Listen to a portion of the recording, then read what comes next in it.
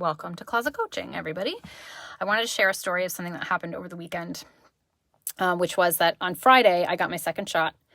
And I am someone who struggles with health anxiety, and I had a lot of health anxiety about getting my second shot. It took me a long time to get my second shot because I have a lot of stories in my head about it, and I got scared. And anyway, I got the shot, and on Saturday I had all this anxiety about having gotten the shot.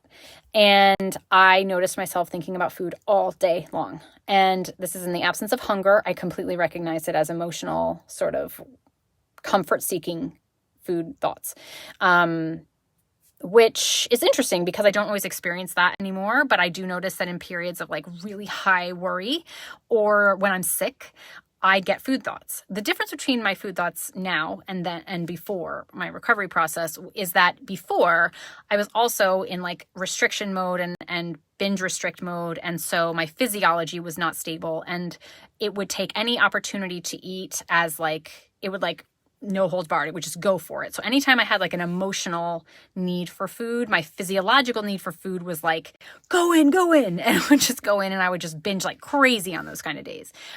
This time, it was like the physiological need for food is not there. That's gone because I'm well fed regularly. My body feels safe. But my emotional response was like, oh, food will make you feel better. Food will make you feel safe.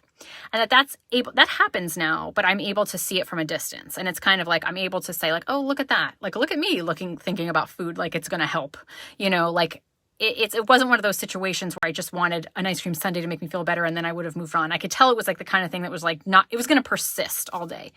So I recognized this, and I really believe that the only way that you can recognize an emotional eating response or need is when you are not dealing with the physiological need for food, which is derived from restriction.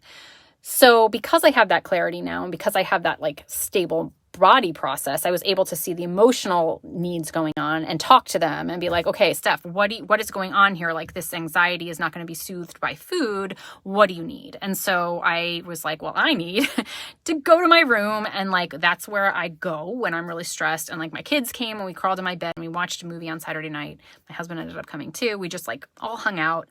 But I needed to like get out of my own way, and I needed to remove myself from the situation of just like meandering around my kitchen like as if the food was going to solve my problem. I needed to just numb out. I think that I was just really stressed and like needed to just like chill.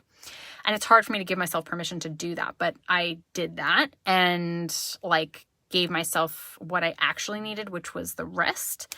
And I wrote out the day like that because I was able to sort of recognize what was happening and talk to myself through it with a presence of mind that is not available to you if you are restricting, because then your physiology gets in the way. And that is how I dealt with my emotional eating this weekend.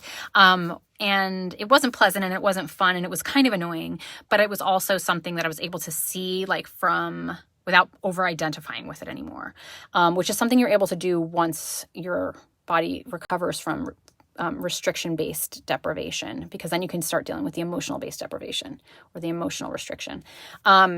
Anyway, I just wanted to give that as an example, and I hope you're well, and I'll see you tomorrow.